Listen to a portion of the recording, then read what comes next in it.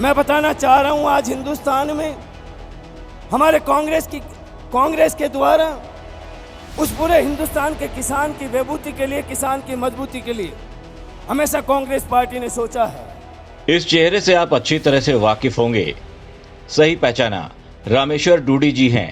पिछली बार जब बीजेपी की सरकार थी तब ये कांग्रेस की ओर से नेता प्रतिपक्ष की भूमिका में थे। बीकानेर के रहने वाले हैं। जाट समाज से आने वाले डूडी किसानों के कद्दावर नेता माने जाते हैं। Food and agro management board के अध्यक्ष हैं। बीकानेर के नोखा विधानसभा क्षेत्र से इस बार चुनाव लड़े थे लेकिन जीत नहीं पाए थे। रायपुर में कांग्रेस का अधिवेशन चल रहा था। बड़े बड़े नेता बोल रहे थे। अशोक गहलोत और सचिन पायलट भी टकटकी लगाए बैठे थे। डोटासरा जी भी कान लगाकर बैठे थे कि कोई तो उन्हें बुलाएगा। हरीश चौधरी भी इसी इंतजार में थे कि कब उन्हें मंच पर आमंत्रित किया जाए। लेकिन तभी जब रामेश्वर डूडी को मंच पर बुलाया गया तो सारे नेता हैरान रह गए। आज देश के किसानों की क्या हालात है, उस हालात को हमें देखना है। पार्टी ने उसी हालात को देखते हुए हमारी अखिल भारतीय कांग्रेस कमेटी ने एक संकल्प तैयार किया है। उस संकल्प के तहत हम उस हिंदुस्तान की किसान की मजबूती के लिए हमने इसमें कई प्रावधान किए, कई बातें रखी है। आज हिंदुस्तान में किसान किस हालात के अंदर है, किसान को फसल का उचित मूल्य नहीं मिल रहा और उस किसान को आज हालात उस ठेठ ढाणी के अंदर बैठे हुए हमारे हिंदुस्तान के किसान की हालात क्या है, आज हमें उसको देखने की जरूरत है और कांग्रेस पार्टी ने उसको देखा है। आज किसान को फसल का उचित मूल्य नहीं मिल रहा, किसान अपने परिवार को पाल नहीं सकता, किसान की हालात खराब हो गई और पूरे हिंदुस्तान का किसान इतने कर्जे से डूबा हुआ है।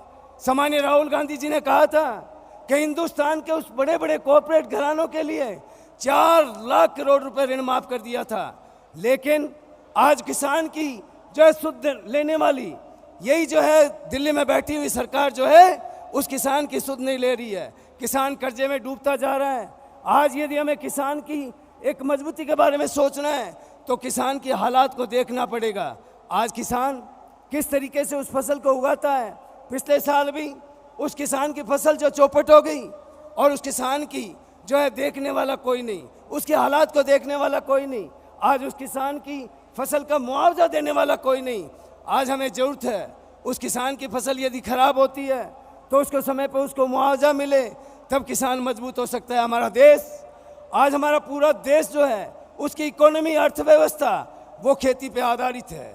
आज खेती की क्या हालात है, आज खेती की हालात में हमने जो है संकल्प लिया कि आने वाले समय के अंदर, क्योंकि ज़मीनें जो कम होती जा रही है, ज़मीनें दिन प्रतिदिन कम होती जा रही है, उन ज़मीनों को देखते हुए क्योंकि किसान अपनी पीढ़ी जो परिवार है उसका नए परिवार के अंदर नई पीढ़ी जो है उसका पालन भरण पोषण नहीं कर सकता।